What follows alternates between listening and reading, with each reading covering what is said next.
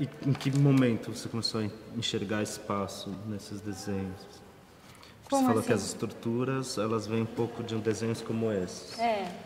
Então, em que momento... Porque isso também podia ser...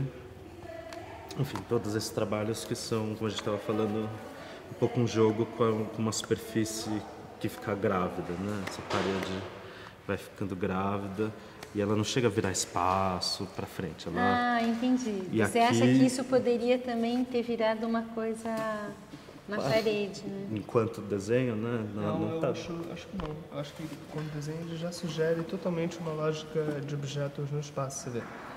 Como isso aqui é uma coisa na frente dessa, isso vem na frente. Quer dizer, a impressão que ele tá, né? Tá vendo?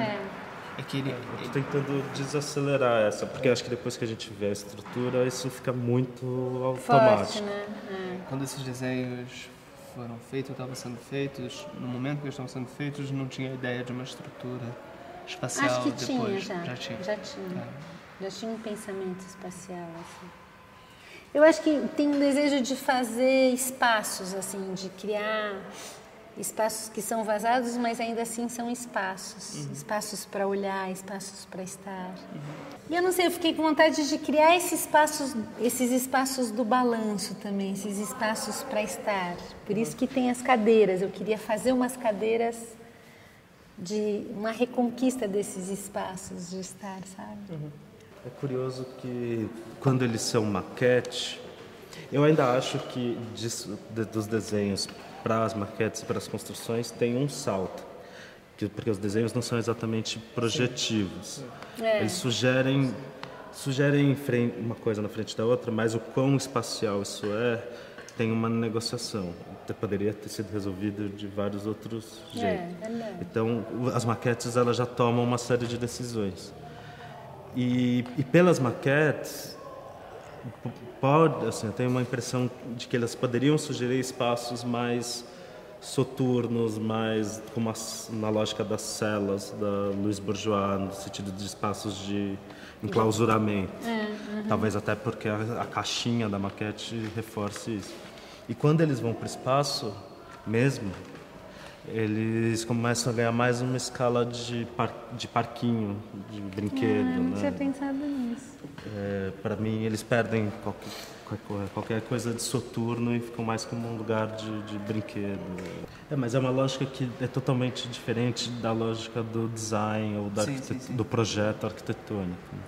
Quer dizer, o desenho é projetivo no sentido de que ele joga uma sombra para um futuro espaço, né? Ele projeta uma sombra, mas ele não é projetivo no sentido de criar algo que pode ser feito por outra pessoa. Sim. Ali tem um tipo de... É um espaço cenográfico, né? Quase. Um espaço onde falta uma quarta parede, né? Ela é translúcida, você vê dentro de uma caixa, ou seja, você está vendo num cenário, né? Um espaço Agora, quando chega aqui, é outra coisa, né? Isso tem a escala do corpo, isso é uma coisa para a gente balançar, para a gente estar... São relações com o espaço bem distintas, né? Talvez isso tenha a ver com a diferença de ali ainda caber uma certa melancolia e aqui tem um sentido mais positivo. Se esse lugar, se essa estrutura tem um potencial dinâmico não, lúdico, quer dizer, né? Acho que é legal manter, e até o ponto em que você mantém essa abertura que um espaço lúdico tem que ter. Sabe, mais do parquinho de periferia que você encontra assim e senta no chão ou senta no balanço e fica, do que das região de brincadeiras do McDonald's, sabe, que as brincadeiras já estão todas muito roteirizadas. Sabe, é tão bonito esse parquinho mais bruto, né? Que eram uns pedaços de metal ou de madeira e que as crianças tinham que inventar o que estava acontecendo. Tem parque, tem muito isso, né? Parque. Você acha que isso pode virar um espaço de um jogo? Eu acho que pode virar uma brincadeira. Eu não sei se um jogo com regras ou mas uma brincadeira de... Eu acho que a gente está mais no lugar do playground, no lugar de um espaço que existe, que pode ser ativado de várias maneiras. Acho que sim. Dependendo. Porque também são dois momentos. A ideia de cenografia ela foi muito demonizada, porque a ideia de teatro foi associada a uma lógica de manipulação, de artificialidade, né, nos últimos, principalmente no século XX. Mas, no fim, ela é uma ideia essencial para muita coisa na nossa vida, né? A gente constrói cenas. E aí tem 2 estágios. Os elementos cenográficos eles podem ser pensados em 2 momentos, que eu acho que tem a ver com esses 2 momentos do Pedro. Um são os praticáveis. Então você vai ensaiar, você precisa ter aqueles cubos. Para você criar situações, né? Uns pedaços de pano. Todos aqueles praticáveis para o momento da criação da cena, do ensaio. Né?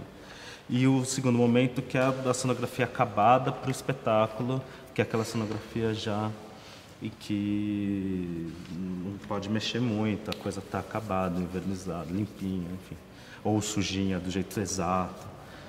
Então, acho que isso também tem um pouco a ver com esses 2 momentos desse Eu espaço. acho que em arte, eu acho que a gente ainda tem isso, quer dizer, esse trabalho é muito cenário, né? A gente tem essa crítica ao trabalho que propõe um espaço, talvez seja muito cenário porque é muito parado e tem uma coisa cenográfica em alguns casos, em outros porque propõe uma interação, mas acho que isso ainda é uma crítica, acho que essa... De todo modo, isso não é problema. Isso é um jeito de pensar espaço. E que a gente usa muito mais do que imagina, quer dizer, acho que é um dogma que foi se alimentando e que a gente começa a reproduzir sem saber por quê, né? Um pouco como o problema da figura, o problema do ornamento na arquitetura.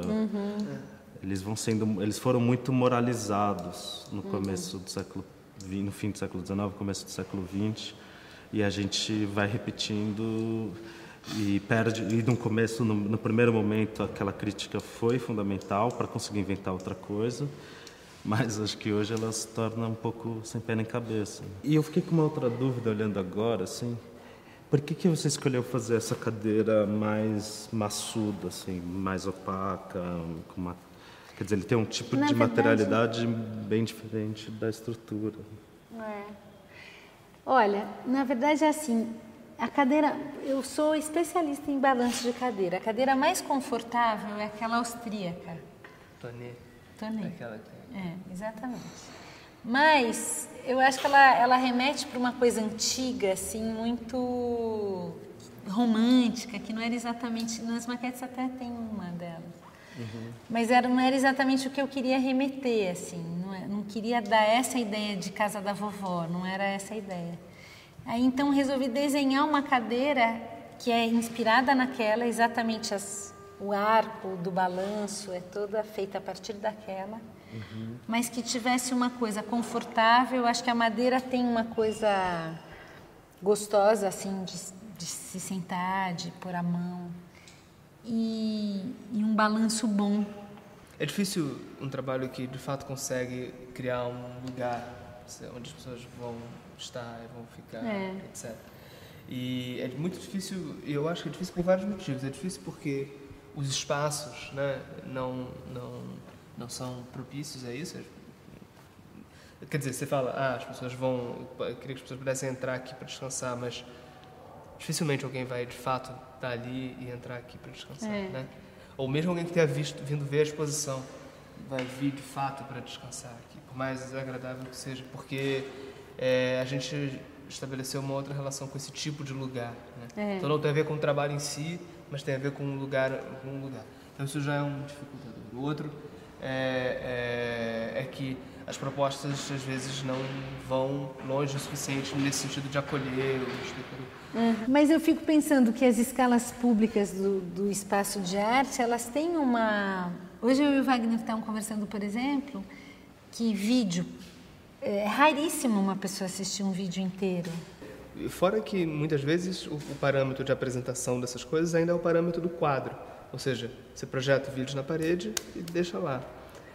Eu acho que tem é isso, tem que criar as condições para receber as pessoas, né? É porque o espaço, do jeito que a gente é capaz de viver o espaço, ele não é feito só de paredes, chão, construções, móveis. Ele é feito de condições ambientais, de regras, de uma certa atmosfera, não sei como chamar.